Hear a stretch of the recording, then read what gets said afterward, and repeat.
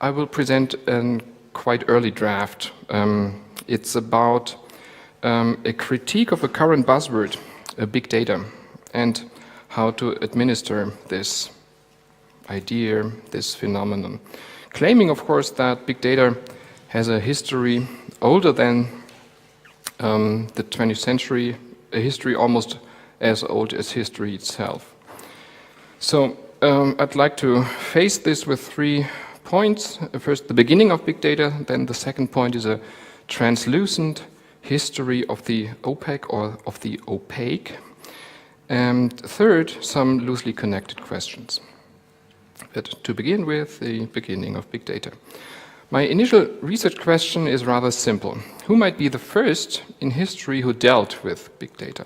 Candidates for an answer range from the first polymaths like Lucius Cornelius Alexander Polyhistor, called Alexander of Miletus, who lived in the 1st century before Christ, up to anonymous harbor civil servants in old Egyptian Alexandria, who in their bureaucracy dealt with large amounts of data. However, I assume that this question, who was the first, might lead, at least for Oriental-Occidental history, to an equally simple answer. The foremost experts in big data now and then are, of course, librarians, and in brackets, archivists as well. The trivial reason is that libraries are the most prominent collections and databases of big data in ancient times as well as today. So, Callimachus, the famous worker in the Library of Alexandria in the 3rd century before Christ, might be another candidate for being the first. He lived from about 310 to 240 and was rather a learned man than a librarian. Perhaps he could be considered as the one who first faced the problem of big data as something which is too much to be grasped by a single mind and therefore needs description, abstraction, and the necessity of being indexed in order to get accessed by others.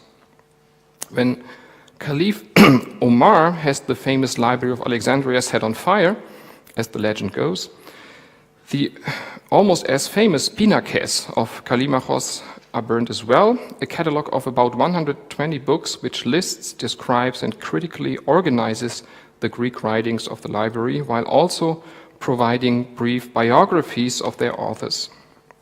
The Pinax is made of parchment or papyrus containing a table. It is fixed above the shelves of a library to list the authors' names and to summarize the respective literary genres. Pinaques thus create already a certain kind of systematic order of knowledge. Although we do not exactly know in which way Callimachus produced his catalogue, it is assumed that he received help from his staff.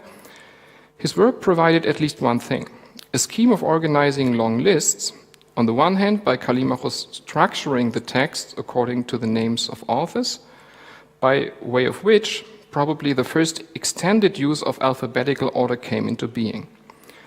On the other hand, each Pinax creates also a systematic order, which might be considered, though fragmentary by nature, as a role model for a library's total classification. To catalog, in the Greek origin of the term, means I am enumerating or I am specifying. This meaning of enumeration already underlines the specific relevance of numbers, counting, and computing from the very beginning of librarianship. The most important feature or invention made by Callimachus, however, is the fact that he distinguishes between data and metadata. When he jotted down the authors' names, their biographies, their other works, their work titles, and the first lines of its content. He even provided a stichometry of the papyruses he found on the shelves.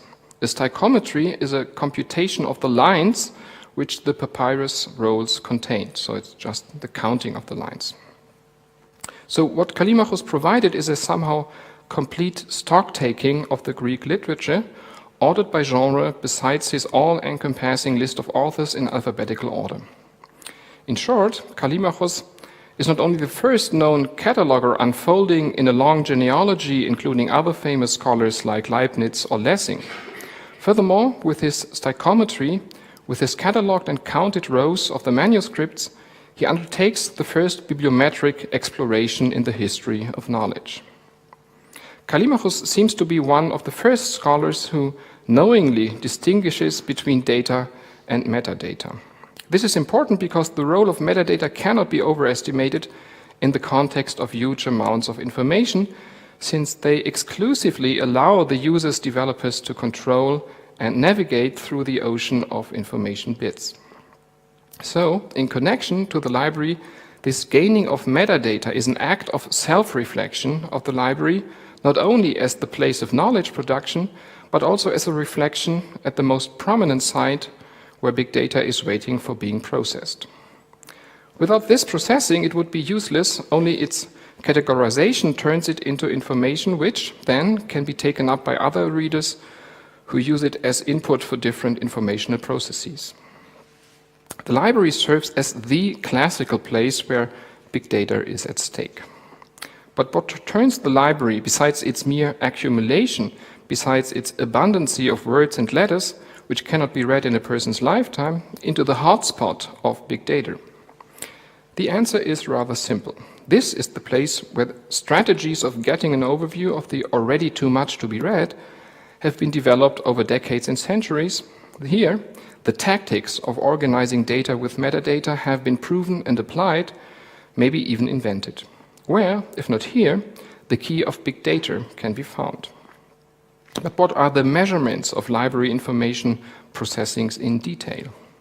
Firstly, it is one of the oldest techniques of knowledge classification, again dating back to Callimachus and his successors in medieval and early modern libraries. Setting up the collection of books by the order and classification on the shelves, in this case, the neighborhood of books generates relevant data itself. The spatial proximity between two books is a crucial information, since titles are grouped by subjects. The disposition of books serves as metadata which allow a specific orientation in the library halls. In German, the rich term Aufstellung is used for this technique.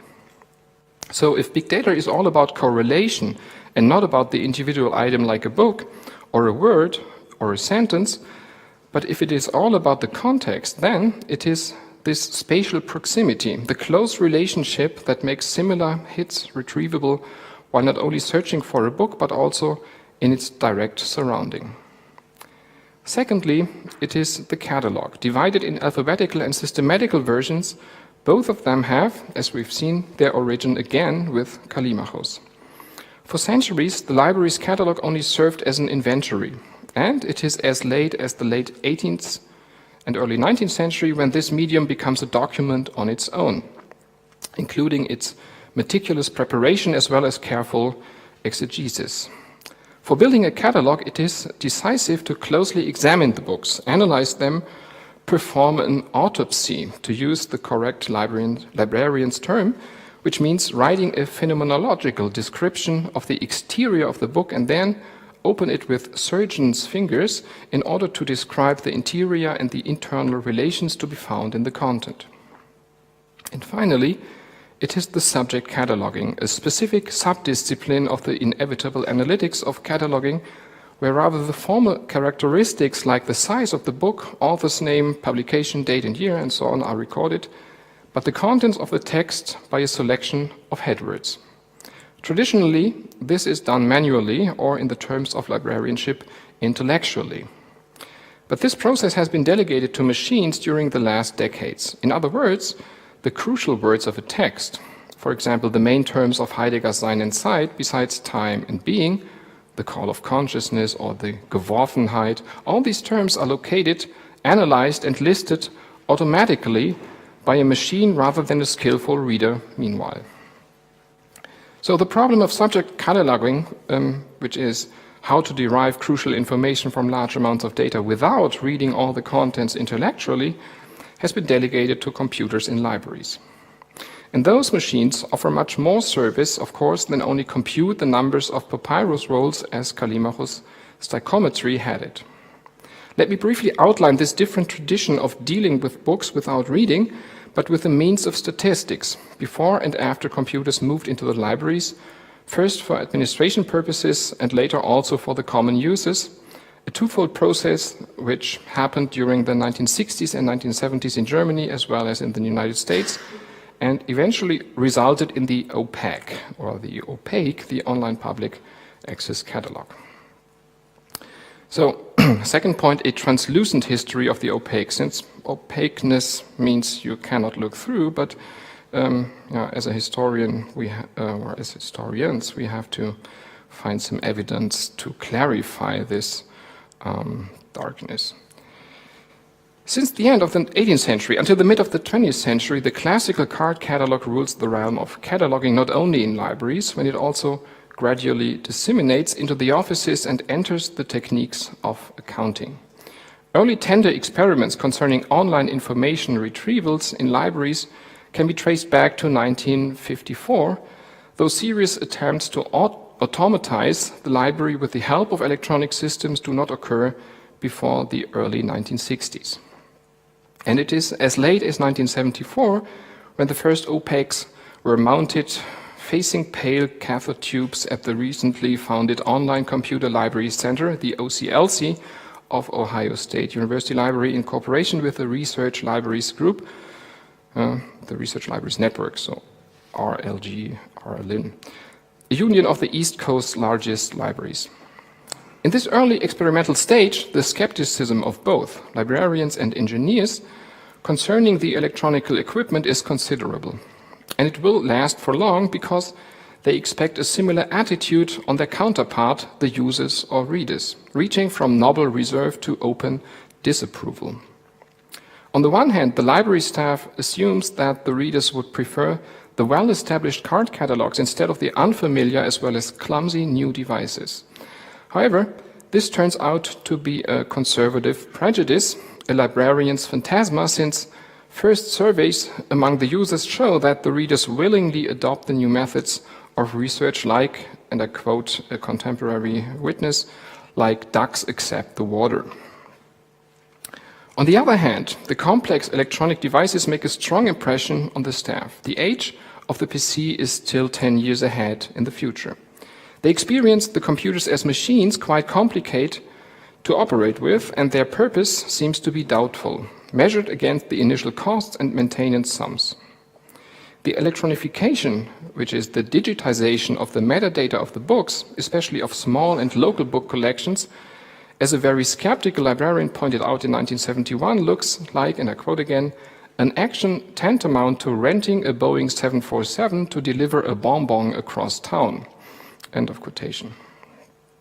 Despite of this warning or prophecy of doom, the library users seem to be not impressed by that, since the access of the Opaques increases steadily and without the anticipated reserve. In fact, the opposite proves to be true, and therefore the databases of the Opaques is also steadily enhanced and expanded by other collections and new bibliographical data, and gradually it becomes the, and I quote again, the true local information center. Following the classification of Charles Hildreth, the protagonist behind this cataloging system, there are three generations of Opaques. The first generation consists of nothing more than a clumsy, non-graphical simulation of card catalogs in the virtual realm. And it takes until the 1990s before a second generation gets more flexible by including multimedia elements like more intuitive graphical user interfaces or more differentiated search queries. Only with those features, the paradigm and the era of the card catalog gradually disappears, even in electronic context. However, it takes until the third generation, the so-called EEE Opaques, of our presence, which means the enhanced, expanded, and extended Opaque, before the system becomes a substantially different provider of information and therefore even changes its ontological status. As much as the former catalog integrates whole bibliographies, which themselves contain digital full texts, indexes, reviews, articles, images, audio files, and other media of all kind, the catalog's former distinction of data and metadata collapses.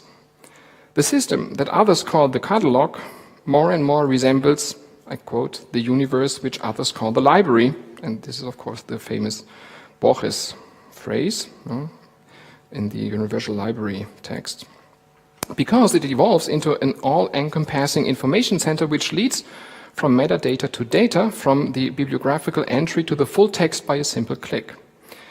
the catalog turns into the universal library itself. And the last step in this development finally consists of linking those two local information centers together to one universally connected system. In short, the whole knowledge of the libraries is interconnected to and institutionalized in an all-encompassing network structure offering a maximum range running under telling addresses like worldcat.org. In an even more drafted draft, I also had books.google.com as an example, but meanwhile, I heavily doubt that this meets the most fundamental librarian rules. So you can't compare Google Books with WorldCat.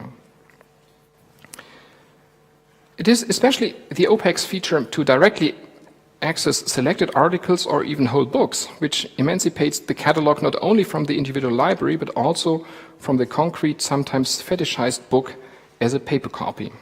Here, at the latest, the reader has no need to care about the specific call number, interlibrary law, or the book's local position, be it on the shelves where he was supposed to find this book and others, or be it on another continent, because the real place of storage is removed from the user's attention or knowledge.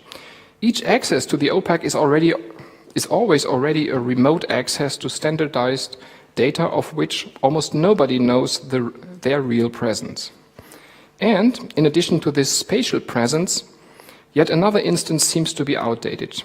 The sub-librarian, as Herman Melville called this species, or in more common terms, the library servant or staff member who carried the books from the outer stacks or most remote shelves to the reader's desk, where they were booked by other librarians. The future of those people seems to be inevitable idleness if nobody asks for real books anymore. This could be the end of both real presence libraries and the history of the origin of big data. So now my third part, some further questions, more or less connected to each other. So I'm asking myself, when outlining such a trajectory, should I opt for a more cultural pessimistic view like Nicholson Baker did with his famous discard article in the New Yorker in 1994, where he argues for keeping all the realities of big data, which means the books, the index cards, instead of transform the information on, as they thought at that time, more durable media like the microfiche, for example. Baker, as you may know, defends to keep the books and the catalogs instead of transferring them to the more ephemeral microfilms, not to speak about just relying on virtual information only. That's the one option. The other option is a more trust in new media point of view, arguing with McLuhan and others that every new media system contains most of the features of its predecessors, so there's no real substitution at all. The film did not abolish the novel. However, a quick look at the archive of dead media proves that this always a new bifurcating genealogy does not work the way as McLuhan and others thought. So the answer is, it depends always. It depends on the material which in the further research of this article here I will find. So why is the Opaque such a landmark in comparison to former catalogs? It is not only because it changed its media basis from paper to bits. It's also because it offers, due to this media and format change, and format is a crucial role here, of course, it offers a much richer basis for connected and accumulated information. It exceeds its ontological status as a catalog while becoming itself a text. Due to its enhanceability on the fly, its endless records, the Opaque and its entries allow a new kind of connectivity between the entries. It operates as a huge table of contents, browsable to all pages. Once you select an entry from your hit list after issuing a query, the metadata entry directly leads to the full readable PDF file. So, the Opaque works as a machine which turns metadata back into data again, and it collapses the vital difference between metadata and data on the fly. What the Opaque demonstrates then is that the distinction between data and metadata is fragile, view-related, and extremely dynamic.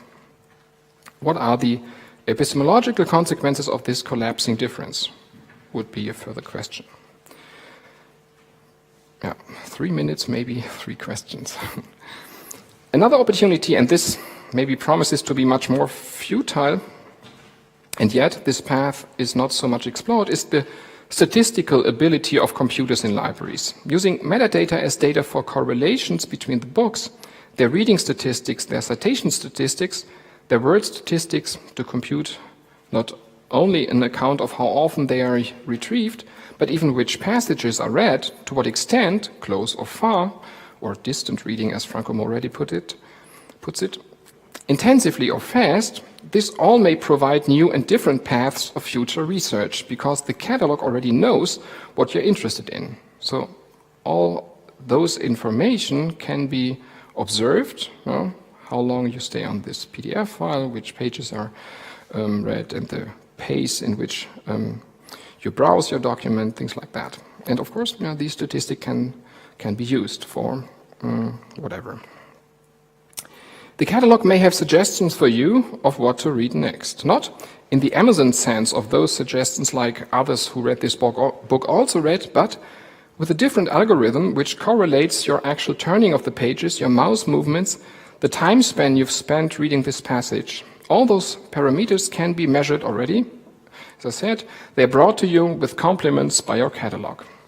And it's easy to correlate the terms to be found on these pages with a whole set of big data where similar groups of words can be found. In short, the catalog becomes your smart research partner while suggesting new texts. And this selection is based on correlation, not on causality. How can this be accomplished? Here, bibliometrics come into play, which is simply after a definition of Alan Pritchard of 1969, quote, to quantify the processes of written communication, end of quotation. Pritchard, in a first attempt, dated this term back to himself, not considering that the meanwhile famous Belgian librarian Paul Otlet brought up this term as early as 1934, when he and his tremendous Institut International de Bibliographie in Brussels, nowadays in Mons, and their collection of 14 million index cards already proposed to measure books in this modern sense, which is analyzing the bibliography of each text, pursuing cross-references, and so on. In short, analyze the web of science citations. The idea of the science citation index, which emerges here, of course, has an even older history dating back to judicial reports and journals, like the Raymond's report of 1743 or Douglas reports in the late 18th century. Those references usually serve as the starting point of this idea. So, let me maybe end with an anecdote about the role of metadata. The role of metadata as a tool is a tool of control and surveillance, of course. An example where metadata has been used to get information about information, a strange control dispositif which should observe the use of pencils of accountants in a 1930 office. And I end with this longer quote. The control of the pencils, which under the stationery are the most precious, could be handled in such a way that the blunt or consumed pencils are thrown into the mail outbox attached to a flag made of strong cardboard taken from the material supply. This flag, which bears the same information as the previously described wrapper, is transferred by in-house mail to the supply department, where the pencil is either sharpened or placed in the reserve material box or being replaced by a new one. In the latter case, the receiver will be charged in the list of pencils issued. The list controls the pencil consumption of each accountant and each department, and it will be cashed up on a monthly basis in order to transfer the results to the competent authorities. So this list, of course, serves as a control tool, and it gathers metadata in order to control the productivity of the users of the pencil. Yeah, maybe I will end here, hopefully in time, and I'm looking forward to the questions.